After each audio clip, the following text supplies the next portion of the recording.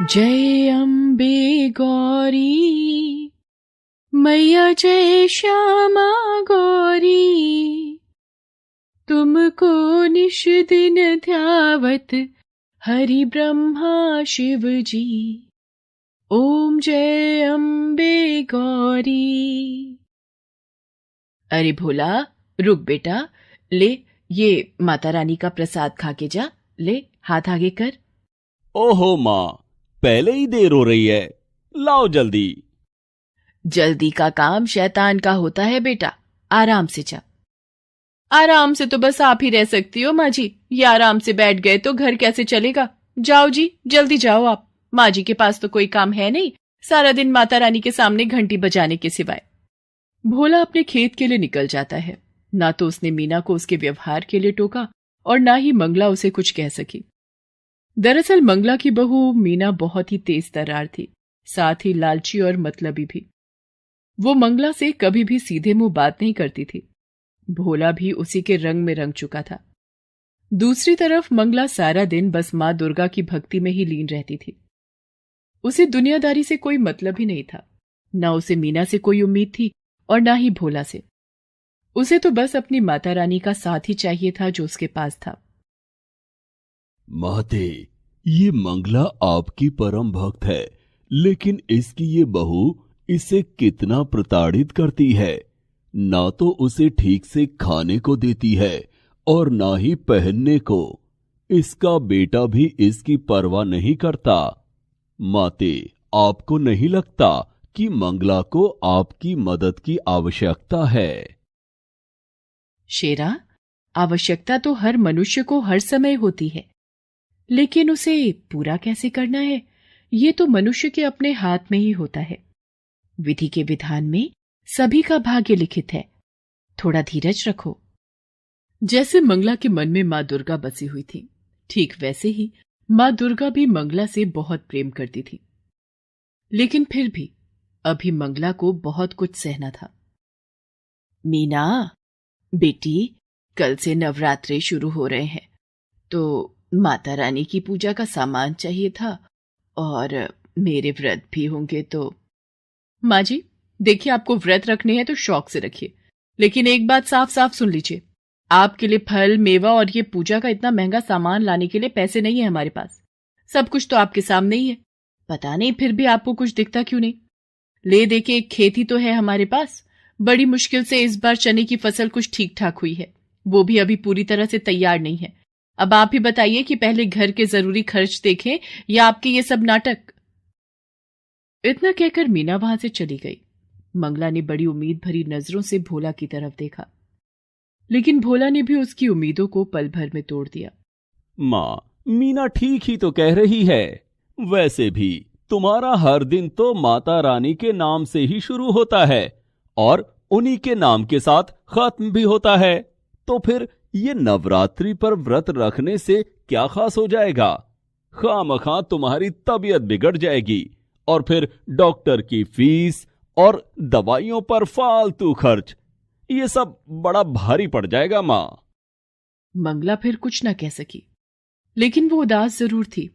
उसने तो सोचा था कि इस नवरात्रि पर वो माता रानी का नया मंदिर बनवाएगी, लेकिन यहां तो पूजा का सामान ही नहीं आ पा रहा था।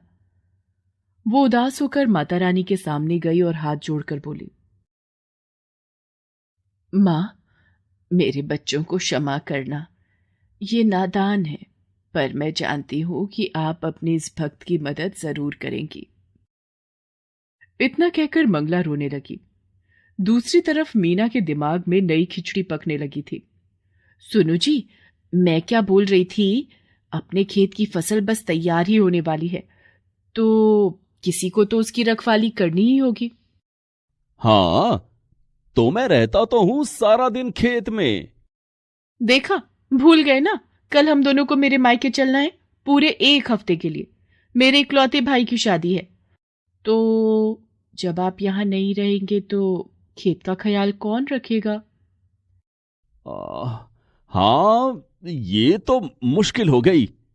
ऐसा करते हैं, तुम अकेली चली जाओ शादी में, मैं रुक जाता हूं यहीं। अरे ना ना, आप नहीं चलोगे तो अच्छा लगेगा क्या? और वैसे भी मैंने शादी के लिए सारी तैयारियां कर ली हैं। आपके लिए और अपने लिए नए कपड़े भी खरीद लिए हैं। ये देखिए, शादी की हर रस्म के लिए अलग अलग कपड़े खरीदे हैं मैंने। तो शादी में तो जाना ही है हम दोनों को। तो फिर खेत खेत को कौन देखेगा? माँ जी है ना, वो रखवाली कर लेंगी खेत की। माँ? लेकिन वो कैसे? वो सारा दिन खेत पर करेंगी क्या? वही जो यहाँ घर पर करती हैं। खेत के कोने में जो एक छप्पर है, वही सारा इंतजाम कर देंगे। उनकी माता रानी की मूर्ति भी ले जाकर रख देंगे वहीं पर। वैसे भी माँ जी के नवरात्रि के व्रत चल रहे हैं, तो उनके खाने पीने की चिंता तो है नहीं। जैसे यहाँ रहने वाली थी, वैसे ही वहां रह लेंगी। साथ में खेत की रखवाली भी हो जाएगी। लेकिन क्या क्या ये ठीक रहेगा? बिल्कुल ठीक रहेगा जी। अब तुम ज्यादा मत सोचो। हमें कल ही निकलना है, तो ऐसा करो, आज शाम को ही माँ जी को जाकर वहां छोड़ाओ। भोला एक बार भी मंगला से उसकी मर्जी पूछता तक नहीं और उसे उसके सामान के साथ खेत में छोड़ आता है। अच्छा माँ, चलता हूं। तुम आराम से रहना और हम 1 हफ्ते में लौट आएंगे, ठीक है? हाँ बेटा, तू मेरी चिंता मत कर। जा, आराम से जाना और बहू का भी ख्याल रखना। मंगला जानती थी कि अब उसे अपनी आगे की जिंदगी उसी छप्पर के नीचे बितानी थी, क्योंकि वो मीना के लिए सिर्फ एक बोझ थी जिसे उसने खेत की रखवाली के बहाने उतार दिया था। इस सब के बाद भी मंगला दुखी नहीं थी, क्योंकि उसकी माता रानी तो अब भी उसके साथ ही थी। शेरा, कितने दिन हो गए धरती पर विचरण किए हुए। चलो आज चलते हैं। मां दुर्गा की बात मानकर उनका शेर अपना रूप बदलकर एक बालक का रूप धारण कर लेता है और मां दुर्गा स्वयं उसकी माता का स्वरूप लेकर धरती पर आती है। वो शेरा के साथ मंगला के गांव में ही आती हैं। चलते चलते वे दोनों भोला के खेत के पास रुकते हैं, जहां मंगला अपने छप्पर के नीचे मां दुर्गा की भक्ति में लीन थी। माते, ये तो मंगला है। इतनी तेज धूप में ये यहां क्या कर रही है? हाँ शेरा, ये मंगला ही है। इसे इसके बेटे बहू ने यहां बेसहारा छोड़ दिया है। ओह, ये तो बिल्कुल अच्छा नहीं किया उन्होंने। माते, अब तो आपको इसकी मदद करनी ही चाहिए। मां दुर्गा मुस्कुराकर शेरा की तरफ देखती हैं और फिर उसे अपने साथ चलने का इशारा करती हैं।